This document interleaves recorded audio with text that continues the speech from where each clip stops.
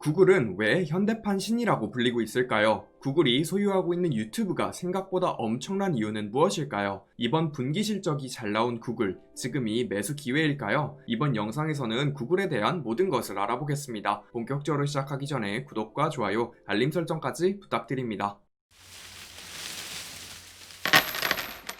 구글은 전 세계에서 가장 많이 사용되고 있는 검색 엔진입니다. 유튜브와 안드로이드, 플레이스토어도 보유하고 있죠. 비교적 최근에는 다양한 클라우드 인프라 서비스를 제공하기 위하여 사업 영역을 확장시키고 있습니다. 구글에 대한 전반적인 소개는 이전 영상에서 다뤘으니 우측 상단의 카드를 통하여 시청 부탁드립니다. 플랫폼 제국의 미래의 저자 스콧 갤러웨이는 구글을 현대판 신이라고 부르고 있습니다. 우리가 알고 싶은 모든 정보를 구글이 알려주기 때문이죠. 잠시만 생각해보시면 저희는 가장 큰 비밀들을 구글에게 서슴없이 물어보고 있습니다. 그리고 구글은 다른 사람들에게 물어볼 수 없는 민망한 질문조차도 친절하게 답변을 해주고 있죠. 이러한 사람들의 궁금증을 해결해주는 기능 때문에 구글은 예지력을 갖추게 되었습니다. 특정 행위를 하기 전에 사람들이 검색을 먼저 하기 때문이죠. 예를 들어 프로포즈를 하기 전에 프로포즈용 선물을 검색하는 것처럼 말이죠. 이외에도 특정 기업의 매출을 좌지우지할 수 있는 힘도 갖추고 있습니다. JCPenney라는 미국의 백화점은 과거에 가짜 링크들을 웹사이트에 심어뒀다고 합니다. 구글 알고리즘상 링크가 많을수록 검색 상단에 위치하게 되죠. JCPenney의 웹사이트로 연결되는 검색 결과들은 상단에 위치하게 되었으며 실제로 매출 증대 효과를 봤다고 합니다. 다만 이러한 방법이 구글에게 걸려서 구글이 알고리즘을 수정하며 이 페이지로 밀려났다고 하죠. 자본주의 사회에서 한 기업의 매출을 결정지을 수 있는 힘은 확실히 절대적으로 보입니다. 서로는 여기까지 하고 바로 이번 3분기 실적에서 주목할 만한 숫자 3가지 정도만 정리해보겠습니다. 먼저 유튜브 광고 수익이 무려 32%나 증가했습니다. 그리고 다른 경쟁업체들에 비하여 늦게 시작한 클라우드 사업은 45%나 성장했다고 하죠. 마지막으로 플레이스토어와 유튜브의 비광고 매출은 35% 성장했습니다. 오늘은 유튜브에 대한 이야기를 좀 더 자세히 해볼까 합니다. 이를 위하여 동영상 플랫폼이 성공적으로 운영되기 어려운 이유부터 아셔야 하죠. 바로 유튜브처럼 광고 모델로 수익화가 어렵다는 점입니다. 광고주들은 원하는 주제 및 원하는 콘텐츠를 다루는 영상에 광고를 삽입하기를 원합니다. 청소년이 보는 영상에 은퇴자금 관련 광고를 해봐야 전혀 효과가 없겠죠. 문제는 영상이라는 콘텐츠 형식에서 발생합니다. 영상은 사진이나 글과 다르게 검열 및 콘텐츠를 분류하는 것이 상당히 까다롭다고 합니다. 물론 최근에는 다양한 기업들 및 구글이 다양한 솔루션들을 제공하여 비교적 쉬워졌지만 말이죠. 그래서 구글이 유튜브를 2006년도에 인수하였는데 수익화를 본격적으로 시작을 하는데 오래 걸린 것입니다. 제목 및 설명만으로 영상을 선별하는 것도 의미가 있으나 영상 제작자들의 조작의 여지가 있죠. 광고는 사실상 브랜드의 얼굴이나 다름없기에 이상한 영상에 광고가 붙을 가능성이 있으면 광고주들은 당연히 광고를 집행하지 않게 됩니다. 즉 영상을 분석하여 광고주가 실제로 성과를 내는 동시에 안전한 콘텐츠를 분류해내야 합니다. 여기에 이제 머신러닝과 딥러닝 기술들이 들어가게 되죠. 유튜브는 현재 존재하는 여러가지 영상 데이터들을 활용하여 학습을 하고 있을 것입니다. 과거 대비 현재 유튜브가 제공하는 자막 기능만 살펴보셔도 엄청 정확해졌다는 것을 확인해 보실 수 있죠. 즉 테슬라, 우버, 리프트 등이 주행 데이터에 집중하는 것과 동일하게 구글은 유튜브를 통하여 영상 데이터를 수집하고 있다 보시면 됩니다. 그럼 이러한 선순환 사이클이 형성되죠. 먼저 더 많은 영상이 올라올수록 구글은 더 많은 학습을 하게 되어 더 정확해집니다. 그럼 광고 효과가 증진되기에 더 많은 광고주들이 유튜브에 광고를 집행하기 위하여 몰려들어 광고 매출이 상승하죠. 유튜브의 경우 유튜버, 크리에이터들이 매출의 일부를 가져가기에 더 많은 크리에이터들의 수익이 커지게 됩니다. 그럼 당연히 더 높아진 수입을 보고 더 많은 크리에이터들이 더 많은 영상을 올리는 사이클이 형성되죠. 저번 구글 영상에서도 언급해드린 것처럼 구글은 결국 광고 대행사의 성격이 더 강한 기업입니다. 즉 구글에게 광고를 맡긴 기업들의 매출이 높아지기만 한다면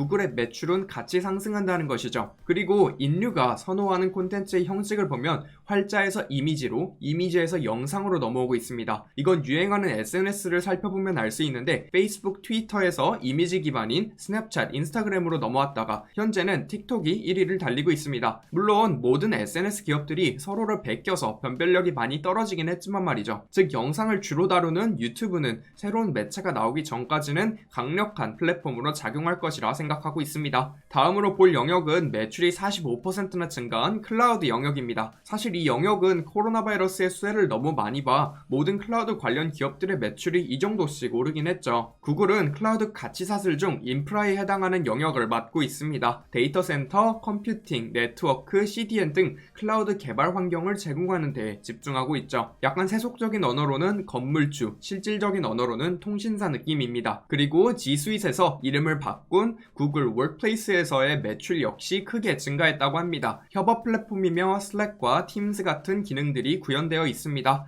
구글 덕, 시츠 등 마이크로소프트의 오피스 제품 라인과 경쟁 구도에도 있고요. 얼핏 보기에 전체적으로 마이크로소프트의 클라우드 방향성과 상당히 유사해 보입니다. 저번 영상을 통하여 구글 쇼핑을 추가했다고 했었죠. 구글 쇼핑은 판매자가 물건을 구글 플랫폼에 등록을 하여 판매할 수 있는 마켓플레이스입니다. 구글의 결제 시스템으로 결제할 경우 수수료를 전혀 받지 않고 있다고 하죠. 페이팔, 쇼피파이 등과도 연계가 가능하다고 합니다. 여전히 저는 이게 잘 될지는 모르겠습니다. 페이스북, 인스타그램의 경우 원래 니시 마켓이 형성되어 있어 인스타그램을 통하여 판매를 하던 셀러들이 샵 기능을 이용할 것이라 생각을 했었거든요. 근데 구글의 경우 성공적으로 사용된 케이스가 없기에 아마존에서 검색을 하던 고객들이 구글로 이끌러 올 수 있을지는 잘 모르겠습니다. 저만 해도 일반적으로 구글을 사용하다가 무언가를 사려고 할 때 네이버 또는 쿠팡에서 검색을 하거든요. 하지만 구글 쇼핑이 잘 된다면 기존 비즈니스인 광고에 굉장히 도움이 될 것이라 생각합니다. 어떤 소비자가 어떤 물건을 실제로 구매를 하려고 검색을 하며 어떤 사진을 이용할 경우 구매를 하는지를 알아낼 수 있거든요. 그리고 이러한 고객 행동 데이터를 활용하여 광고주들에게 매출 증진을 시켜줄 수 있다면 구글 매출로 이어지게 되겠죠. 구글은 하드웨어도 도전하는 모습입니다. 픽셀폰이라는 스마트폰 라인을 가지고 있으며 이번 분기에 신제품도 출시했다고 하죠. 다들 아실 크롬캐스트라는 TV를 스마트 TV로 바꿔주는 단말기도 판매하고 있습니다. 로크와 비슷한 제품이죠. 네스트라는 인공지능 비서 기능이 담긴 스마트 스피커도 판매하고 있습니다. 구글판 알렉사라고 보시면 되죠. 이번 분기의 하이라이트인 웨이모에 대한 이야기도 빼먹을 순 없겠죠. 미국의 피닉스주에서 자율주행 공유자동차 서비스를 제공하고 있다 합니다. 단순하게 택시 또는 우버인데 인간 기사가 타고 있지 않은 것이죠. 다임러 트럭과 파트너십을 맺고 자율 트러킹을 목표로 삼고 있다고 합니다. 라이드 헤일링의 잠재 시장의 크기와 화물 수송의 잠재 시장의 크기는 정말 크기 때문에 의미 있게 관찰을 할 필요가 있다고 생각합니다. 마지막으로 반독점에 대한 이야기도 해봐야겠죠. 이 부분은 제 주관적인 생각이어서 뛰어넘으셔도 좋을 것 같습니다. 여기에 대해서는 제가 좋아하는 매크로 투자자인 스탠리 드러켄밀러의 말을 살짝 빌리고 싶습니다. 저희는 구글 덕에 방대한 정보를 무료로 빠르게 접할 수 있으며 구글 덕, 시트, 프리센트 등 오피스 제품들을 무료로 사용하고 있고 이메일은 당연히 무료로 유튜브로 영상도 무료로 보고 있습니다. 만약 이러한 서비스들이 구글이 무료로 제공하지 않았다면 저희의 삶의 질이 높아졌을까요? 물론 드러켄밀러는 구글을 포함한 다양한 기업들이 이러한 서비스들을 무료로 제공함으로써 인플레이션이 과거 대비 낮아졌다는 점을 강조했지만 말이죠. 어쨌든 제 생각은 이러하지만 불분명한 결과를 예측하는 것만큼 시간 낭비는 없다고 생각합니다. 만약 구독자분들 중에서 반독점 관련된 사항들이 우려되신다면 아예 투자를 안 하시는 게 맞다고 생각합니다. 투자를 해놓고 걱정을 하는 것이 투자를 할 만한 다른 기업을 찾는 것보다 더 큰 시간 낭비, 에너지 낭비 같거든요. 구독자 여러분들은 구글의 미래에 대하여 어떻게 생각하시나요? 영상에 대한 질문 또는 투자에 대한 질문을 남겨주시면 성심성의껏 답변해드리겠습니다. 제가 추후에 다뤄보길 원하시는 종목이 있으시다면 유튜브 커뮤니티 탭으로 신청해주세요.